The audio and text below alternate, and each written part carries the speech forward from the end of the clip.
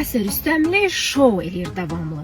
Tez-tez xeyterlərindən belə sözlər eşidirəm. O səhifədə nəsə baş verir, çox özündən razıdır, şou göstərir davamlı, dedikləri hamısı cəfəngiyatdır və s. və s. Və indi gözləyirsiniz ki, bu videoda mən xeyterlərə hansısa bir cavab verəcəm, amma yox. Məsələ burasındadır ki, ən birincisi, hansısa bir insanın şou göstərməyə nəyisə yoxdursa, o insan sizdən qıcıqlanacaq. Və yaxud da hansısa bir insan sizin gəldiyiniz səviyyə hələ çatmayıbsa, bunu necə edə biləcəyinizi ya da necə bunun baş verdiyini anlamır deyə sizdən qıcıqlanacaq. İndi məsələ burada nədədir? Məsələ ondadır ki, nə qədər çox nifrəti, xeyti qəbul edə bilirsiniz, o qədər də çox sevgini qəbul edə biləcəksiniz. Və nə qədər çox xeyti, insanların sizdən qıcıqlanmasını və s. qəbul edə bilirsiniz, o qədər də çox sizin pulunuz var, dövlətiniz olacaq. Çünki hər hansı bir səviyyəyə çatdığınız zaman, əlbəttə ki, o səviyyəyə çata bilməyən insanlar sizdə xoşu gəlməməyə başlayacaq. Çünki özləri hələ bunu bacarmayıblar.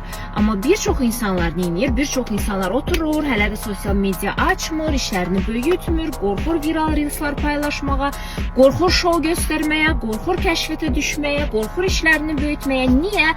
Ahan da hardasa oturan bir Gülbadam ya da Əbülfəz mənim haqqımda pis söz danışacaq deyə, ahan da hardasa cırıq corablarıyla bir Əbülfəz oturub, Əsər Üstəmliyə keçən gün yazıb bir reelsin altına ki, okey, sən yer fındığına oxşuyursan, nə gündəsən? Və yaxud da, sən şou göstərirsən, sən olmadı, burada nəsə cəfəngiyat baş verir, buna inanmaq olmaz, bloklamaq lazımdır və s. Okey, bu insanlardan qorxsaq, çəkinsək, bunu fürsət kimi görməsək, əksinə, diqqət həmişə fürsətdir.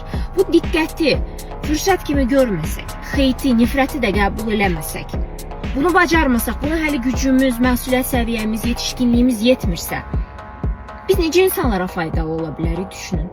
Necə eləyə bilərik ki, daha böyük kütlə faydalansın bizdən.